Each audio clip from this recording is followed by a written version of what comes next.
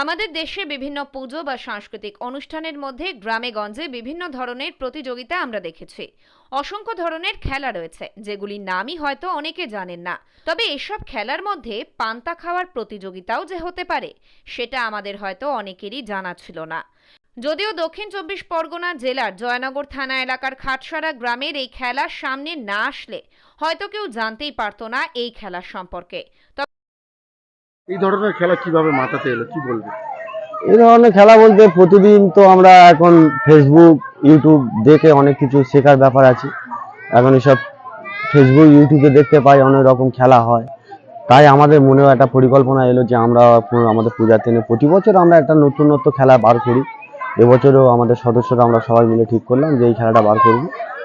পৌষ মাসে পিঠে ওরকম সরস্বতী পূজার পান্তা গোটা চচ্চড়ি, সেটাই আমরা চিন্তা ভাবনা করলাম যে সরস্বতী পুজো উপলক্ষে যে পান্তা গোটা চচ্চড়ির যে সেইটাকে সবার সামনে তুলে ধরার চেষ্টা করি। তবে এটাই প্রথমবার নয়, এর আগেও বাংলাদেশের বিভিন্ন জায়গায় এই প্রতিযোগিতার আয়োজন করা হয়েছিল বলে জানিয়েছেন আয়োজকরা। মূলত এই পান্তা খাওয়া প্রতিযোগিতায় যিনি প্রথম স্থান অধিকার করবেন তার জন্য থাকবে বিশেষ পুরস্কার।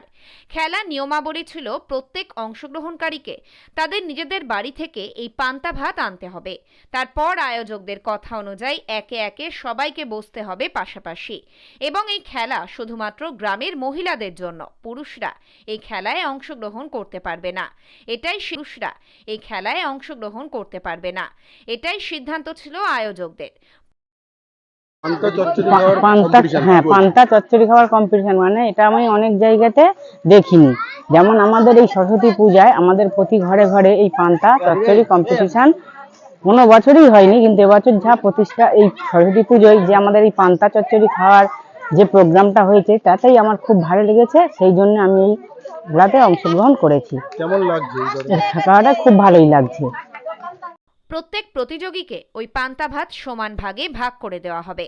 খেলা শুরু হলে আয়োজকদের নির্ধারিত একটি সময় অনুযায়ী সেই সময়ের সবচেয়ে কম সময়ের মধ্যে যে প্রতিযোগী ওই পান্তা ভাত খাওয়া শেষ করতে পারবে তাকে বিজয়ী বলে ঘোষণা করা হবে। তার থেকে একটু কম সময়ে যে খাওয়া শেষ করতে পারবে তাকে দ্বিতীয় বিজয়ী হিসেবে ঘোষণা করা হবে। এভাবে 3টি ধাপে পুরস্কৃত করবেন আয়োজকরা। এই খেলাতে অংশগ্রহণ করে খুশি গ্রামের মহিলারা। আয়োজকদের তরফ থেকে জানানো হয়েছে আগামী দিনে এই ধরনের বেশ কিছু খেলার আয়োজন তারা তুলে ধরবেন গ্রামের মানুষদের জন্য।